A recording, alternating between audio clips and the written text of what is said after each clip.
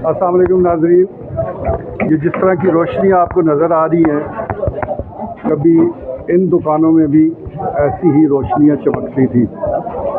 ये चकवाल छप्पड़ बाज़ार का मरकज़ी इलाका है और इस वक्त सूरत-ए-हाल यहाँ ये है कि 7 से ज़ायद दुकानें जो हैं वो जल चुकी हैं।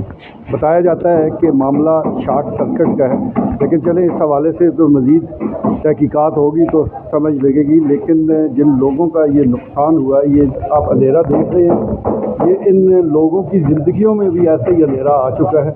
अब इनको समझ नहीं लग रही कि ये करे भी तो करे क्या।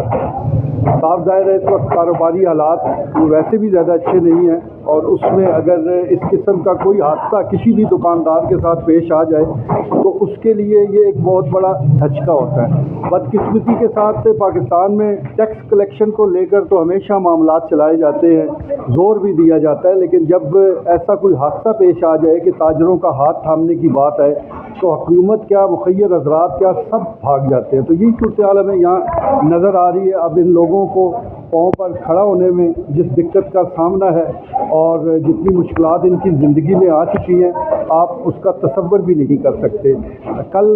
अगर हम कल की बात करें या 1-2 दिन पहले की बात करें तो यहाँ पर रोशनियाँ चमक रही थी, इनकी ज़िंदगियाँ भी रोशन थी, लेकिन अब अंधेरा है और मुश्किलात हैं और कोई तसल्ली देने वाला, कोई हाथ थामने वाला हमें नज़र नहीं आता। तो ये ज़रूरी है, हादसा तो किसी के साथ भी पेश आ सकता है। मुख्तलिफ़ तंजीमें यहाँ होती हैं, बड़े बड़े अहदेदार यहाँ मौजूद हैं, वोट लेने वाले भी यहाँ मौजूद हैं। सिर्फ तसल्ली से काम नहीं चलता, आपको चाहिए कि इन लोगों का हाथ पकड़ें और इनको ज़िंदगी में वापस लेके आएँ। तमाम जमा पूंजी जल चुकी है और इस वक्त ये लोग मुश्किलात का शिकार हैं।